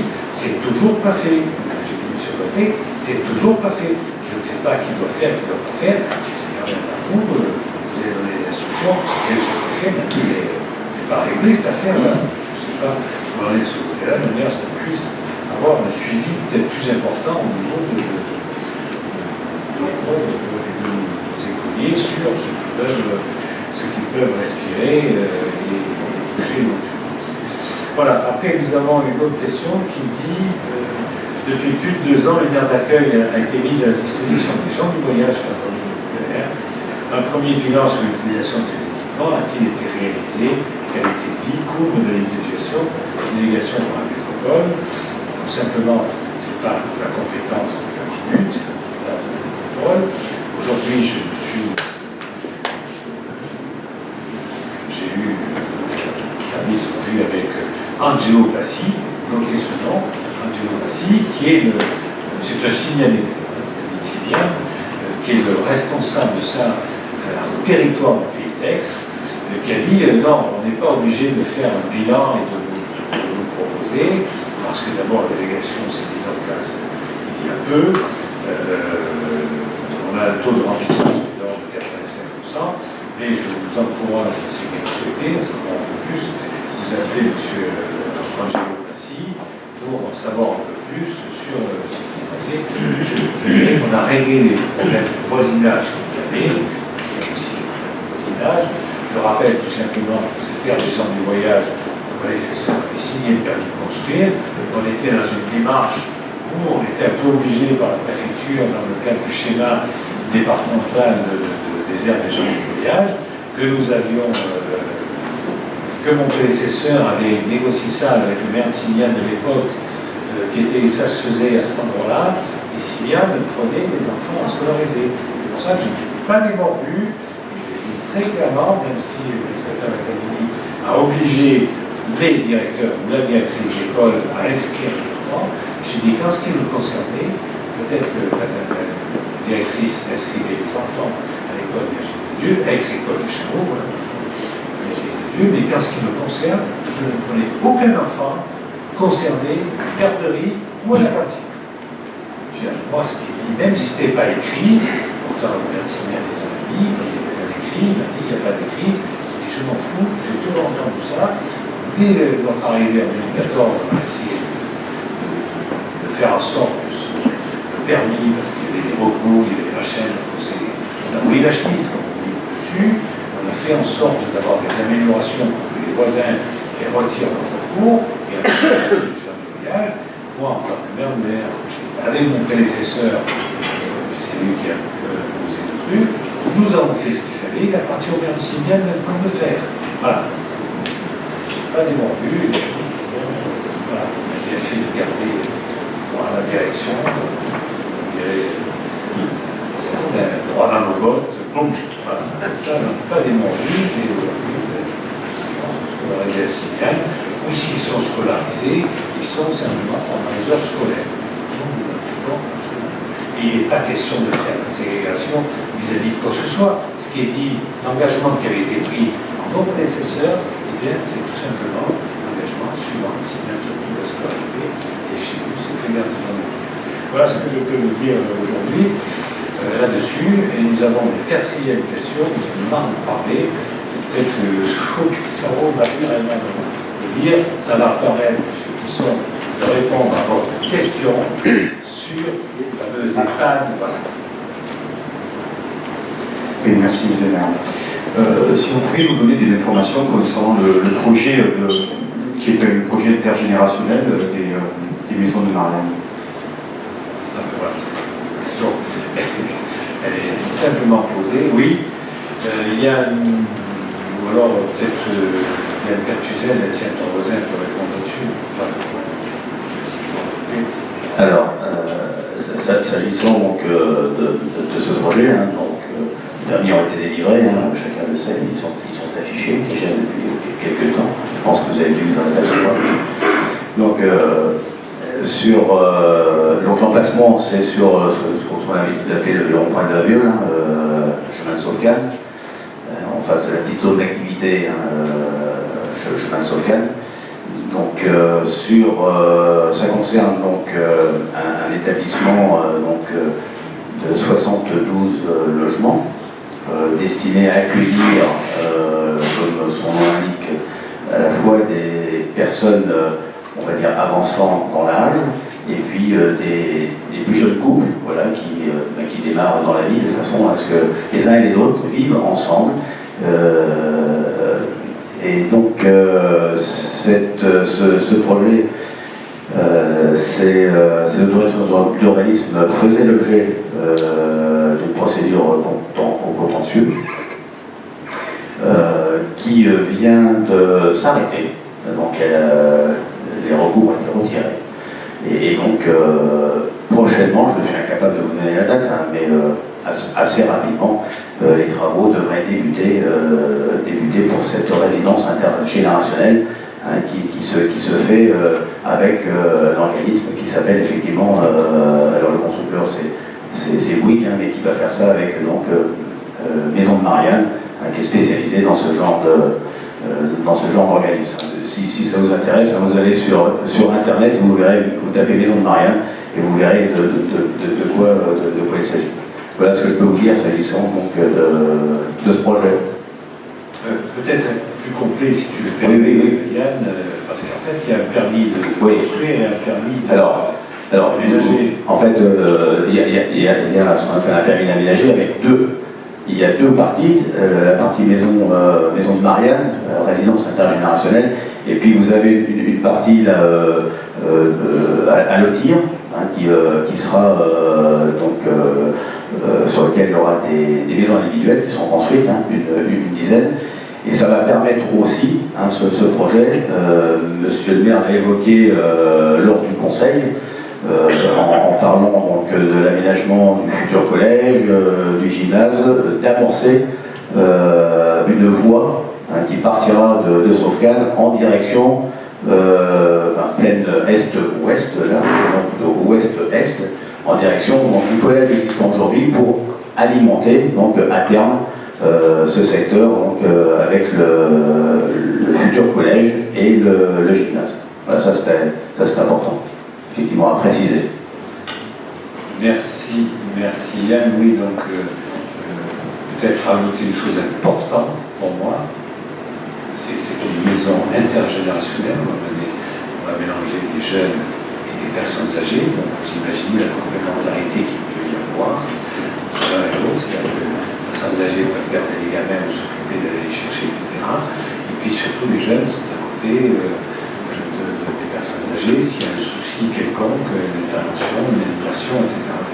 Bon, c'est une idée d'ailleurs où son élu de je pense qu'on se y aller, ils sont rendus pour voir ce que ça donnait. C'est quelque chose qui existe, Maison de Marianne, intéressant, intergénérationnel, et surtout, ça nous compte comme des logements sociaux.